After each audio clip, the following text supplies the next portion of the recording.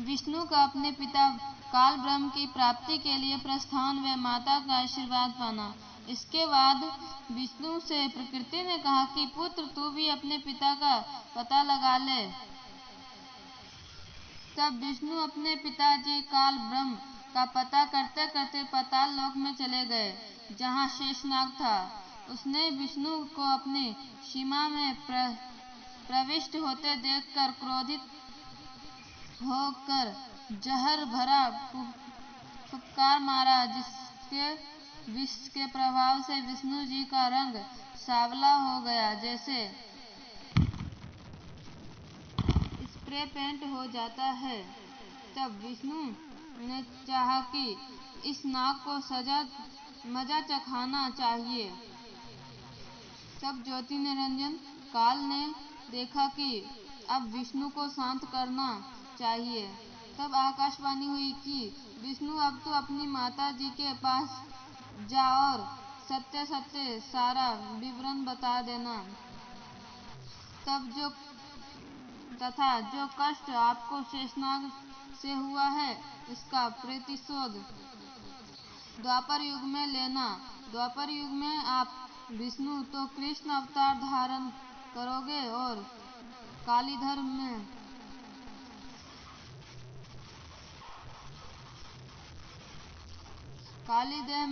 कालीधर नामक नाग शेष नाग का अवतार होगा। ऊंच होई से नीच सतावे ताकर ओयल बदला मोहे सो पावे। जो जीव देई पीड़ सुनी काहू हम पुनि ओयल जीवावे काहू।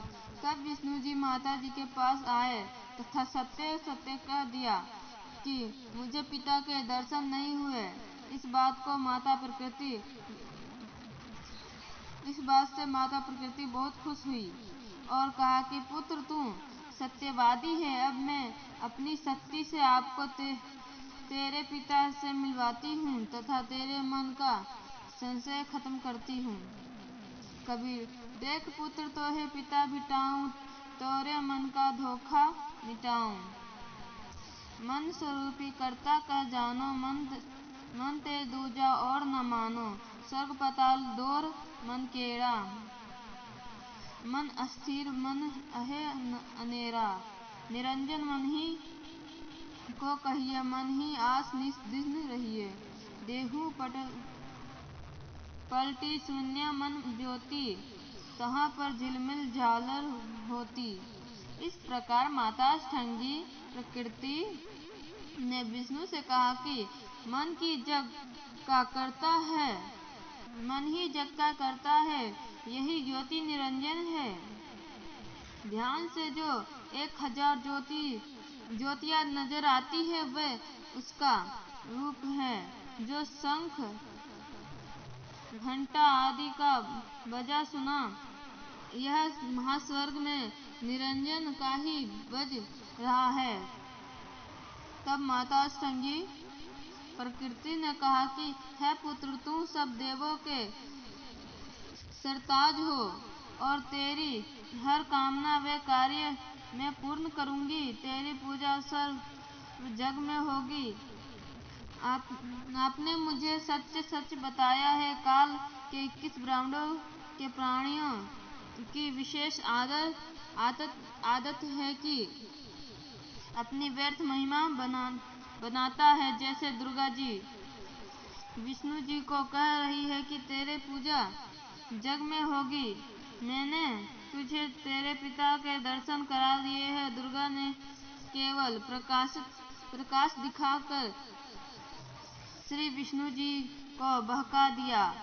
श्री विष्णु जी भी प्रभु की यही स्थिति अपनी अनुयायियों को समझाने लगे कि परमात्मा केवल प्रकाश दिखाई देता है, परमात्मा निराकार है। इसके बाद आदि भावनी रुद्र महेश जी के पास गई तथा कहा कि महेश, तू भी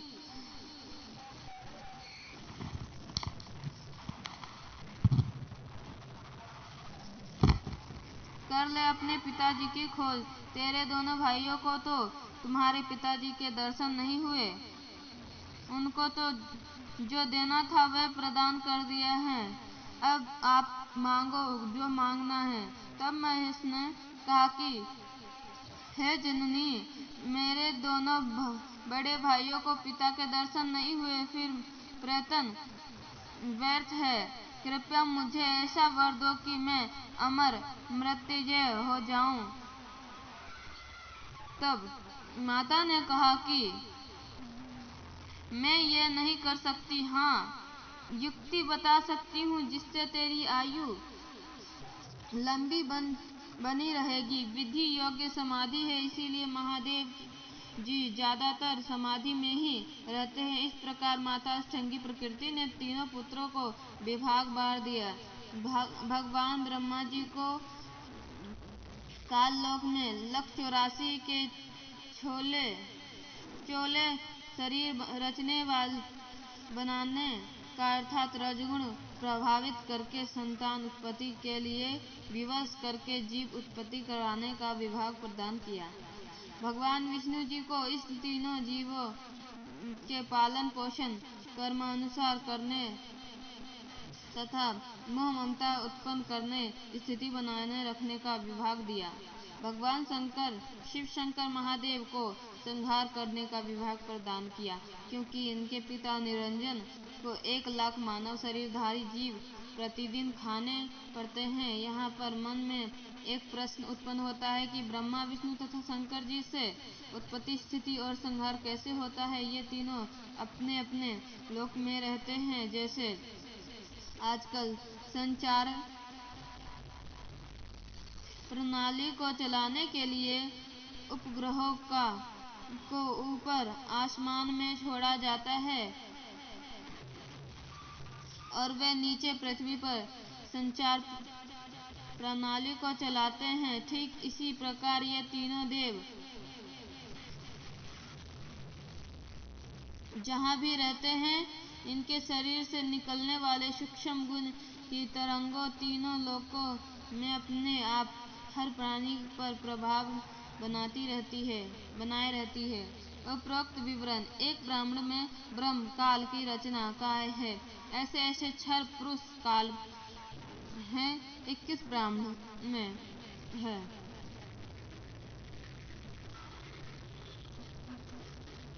परंतु पुरुष काल स्वयं व्यक्त अर्थात वास्तविक शरीर रूप में सबके सामने नहीं आता। उसी को प्राप्त करने के लिए तीनों देव ब्रह्मा जी विष्णु जी शिव जी को वेदों में वर्णित विधि अनुसार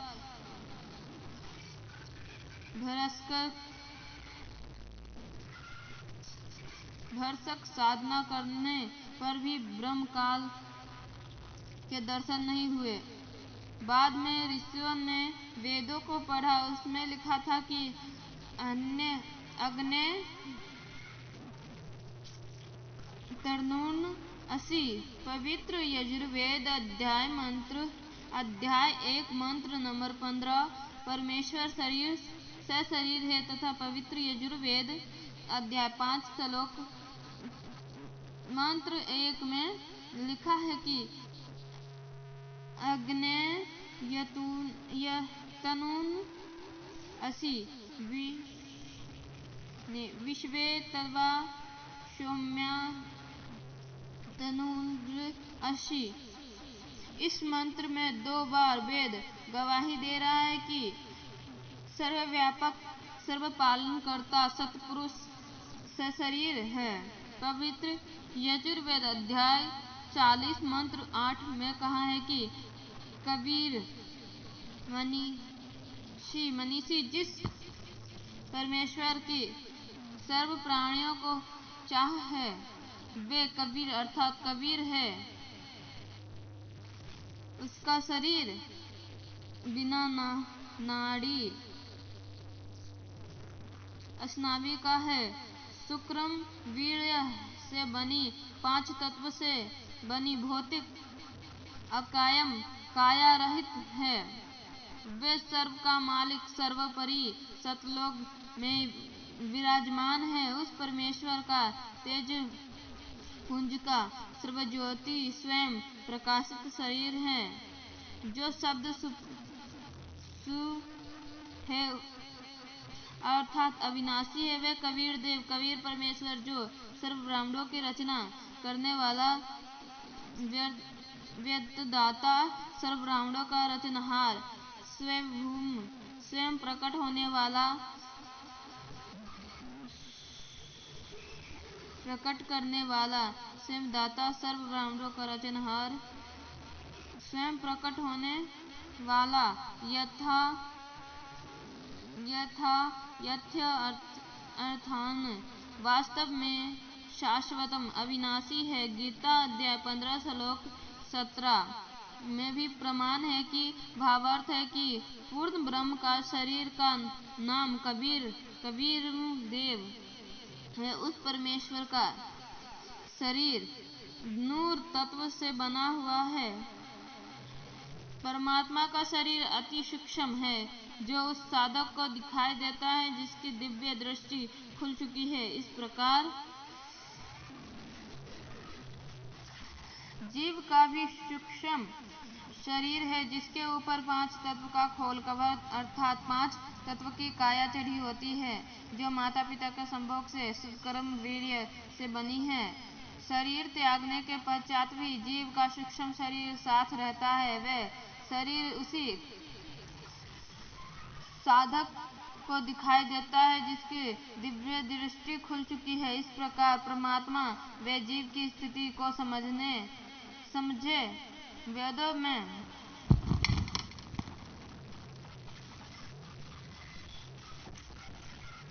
ओम 3 नाम के स्मरण करने का प्रमाण है। ओम नाम के स्मरण करने का प्रमाण है जो केवल ब्रह्म साधक है। इस उद्देश्य से ओम नाम के जाप को पूर्ण ब्रह्म का मानकर ऋषियों ने हजारों वर्ष हठ योग समाधि लगाकर करके प्रभु प्राप्ति की चेष्टा की, परंतु प्रभु दर्शन नहीं हुए। सिद्धियां प्राप्त हो गई। उन्हीं सिद्धि रूपी खिलौनों से खेलकर ऋषि भी जन्म मृत्यु के चक्र में ही रह गए तथा अपने अनुभव के शास्त्रों ने परमात्मा को निराकार लिख दिया। ब्रह्मा काल ने कसम खाई है कि मैं अपने वास्तविक रूप में किसी को दर्शन नहीं दूंगा, मुझे अव्यक्त जाना करेंगे। अव्यक्त का भावार्थ है कि कोई आकार में है परंतु अव्यक्त व्यक्तिगत रूप में स्थूल रूप में दर्शन नहीं देता है। जैसे आकाश में बादल छा जाने पर दिन के समय सूर्य अदृश्य हो जाता है, वह अदृश्य नहीं है परंतु वास्तव में बादलों के पार ज्योति ज्यों का त्यों है। इस अवस्था को अव्यक्त कहते हैं। प्रमाण के लिए गीता अध्याय 7 श्लोक 24-25, अध्याय 11 श्लोक 48 तथा 32। पवित्र गीता जी बोलने वाला ब्रह्म काल श्री कृष्ण जी के शरीर में प्रेतवत प्रवेश करके कह रहा है कि अर्जुन, मैं बड़ा हुआ काल हूँ और सर्व को खाने के लिए आया हूँ। गीता अध्याय 11 श्लोक 32। यह मेरा वास्तविक रूप है, इसको तेरे अतिरिक्त ना तो कोई पहले देख सका तथा ना कोई आगे देख सकता है। अर्थात वेदों ने वर्णित यज्ञ तप तथा ओम नाम आदि की विधि से मेरे इस वास्तविक स्वरूप के दर्शन नहीं हो सकते। गीता अध्याय 11 श्लोक 48। मैं श्री कृष्ण नहीं हूँ, ये मूर्ख लोग कृष्ण रूप में मुझे अव्यक्त को व्यक्त मनुष्य रूप मान रहे हैं क्योंकि ये मेरे घटिया नियम है। अतिरिक्त अपरिचित है कि मैं कभी वास्तविक रूप काल रूप में सबके सामने नहीं आता, अपनी योग माया से छिपा रहता हूँ। गीता अध्याय 7 श्लोक 24-25। विचार करें, अपने छिपे रहने वाले विधान को स्वयं अश्रेष्ठ अनुत्तम क्यों कह रहे हैं?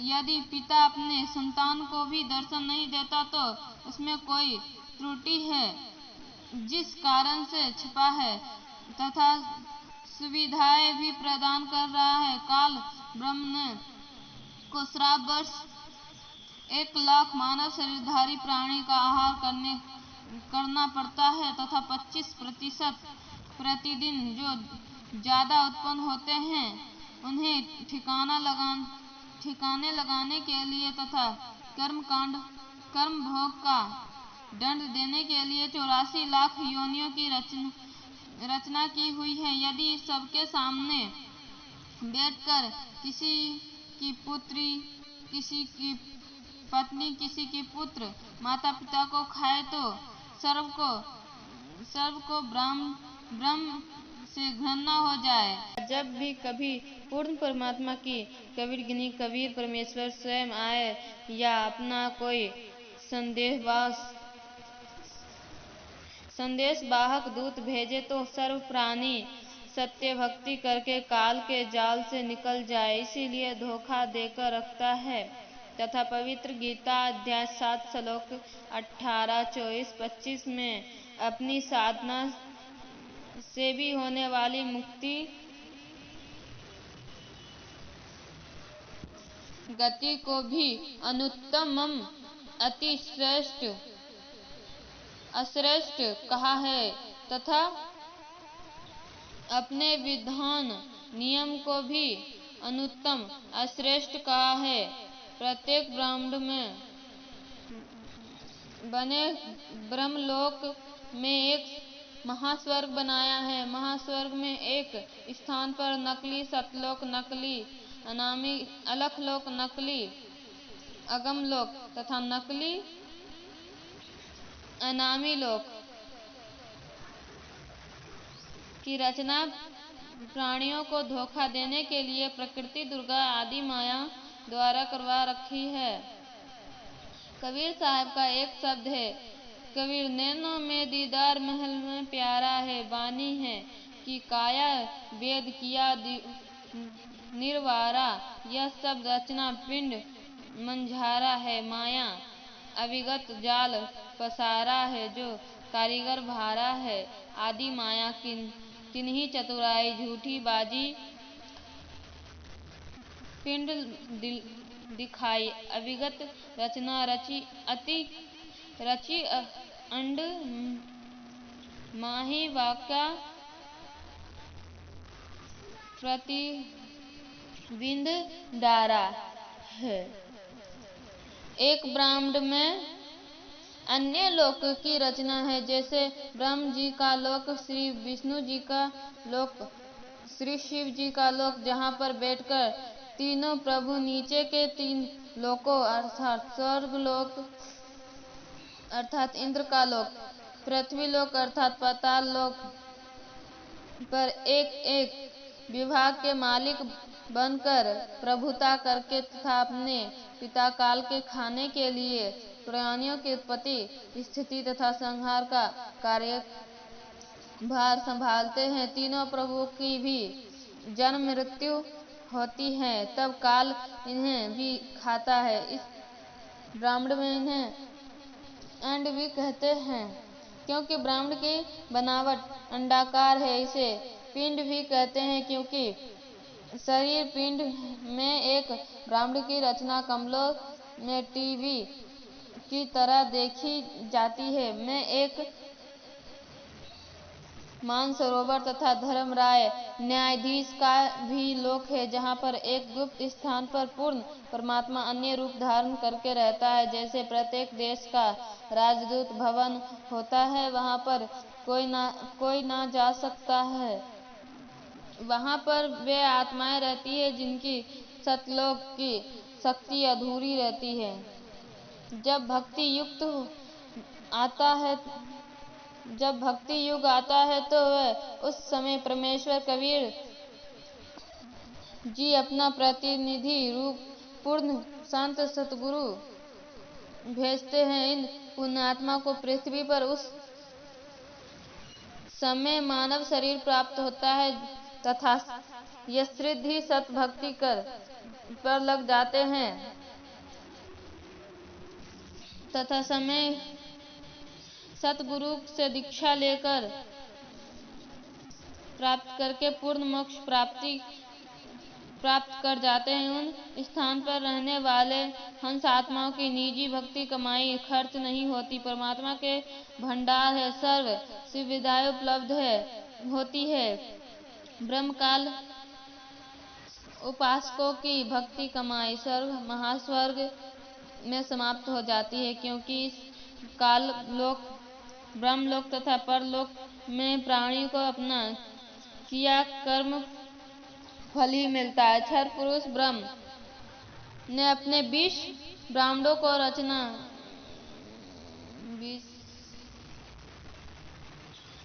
4 ब्राह्मणों में विभाजित किया है। एक महाब्राह्मण है ने 5 ब्राह्मणों का समूह बनाया तथा चारों ओर से अंडाकार गोलाई परिधि को रोका है तथा चारों महाब्राह्मणों को भी फिर अंडाकार गोलाई परिधि में रोका है। 21वें ब्राह्मण की रचना महाब्राह्मण जितना स्थान लेकर की है। 21वें ब्राह्मण में प्रवेश होते ही 3 रास्ते दिखाई देते हैं। 21वें ब्राह्मण में भी बाईं तरफ नकली सतलोक, नकली अलखलोक, नकली अगमलोक, नकली अनामी लोक की रचना प्राणियों को धोखे में रखने के लिए आदि माया दुर्गा ने करवाई तथा दाईं तरफ 12 सर्वश्रेष्ठ साधकों भक्तों को रखता है। फिर प्रत्येक युग में इन्हें अपने संदेश वाहक संत सतगुरु बनाकर पृथ्वी पर भेजता है, जो शास्त्र विधि रहित साधना व ज्ञान बताते हैं तथा स्वयं भी भक्तिहीन हो जो शास्त्र विधि रहित साधना व ज्ञान बताते हैं, जो स्वयं भी भक्तिहीन हो जाते हैं तथा अनुयायियों को भी काल के जाल में फंसा जाते हैं। फिर वे गुरु जी तथा अनुयायी दोनों ही नरक में जाते हैं। फिर सामने एक ताला कुलूप लगा रखा है। वह रास्ता काल ब्रह्म के निज लोक में जाता है, जहाँ पर यह काल ब्रह्म अपने वास्तविक मानव शरीर अदृश्य काल रूप में रहता है। इस स्थान पर एक पत्थर की टुकड़ी तवे के आकार की चपाती पकाने की लोहे की गोल प्लेट सी होती है, स्वयं गर्म रहती है, जिस पर 1 लाख मानव शरीरधारी प्राणी के सूक्ष्म शरीर को भूनकर उनमें से गंदगी निकाल कर खाता है। उस समय सर्व प्राणी बहुत पीड़ा अनुभव करते हैं तथा हाहाकार मच जाती है। फिर कुछ समय उपरांत वे बेहोश हो जाते हैं। जीव मरता नहीं, फिर धर्मराय के लोक में आकर कर्माधार से अन्य जन्म प्राप्त करते हैं तथा जन्म मृत्यु का चक्कर बना रहता है। उपरोक्त सामने लगा ताला ब्रह्म काल केवल अपने आहार वाले प्राणियों के लिए कुछ क्षण के लिए खोलता है। पूर्ण परमात्मा के सत्य नाम व सारनाम यह ताला स्वयं खुल जाता है। ऐसे काल का जाल पूर्ण परमात्मा कबीर साहब ने स्वयं ही अपने निजी भक्त धर्मदास जी को समझाया है। सत साहिब।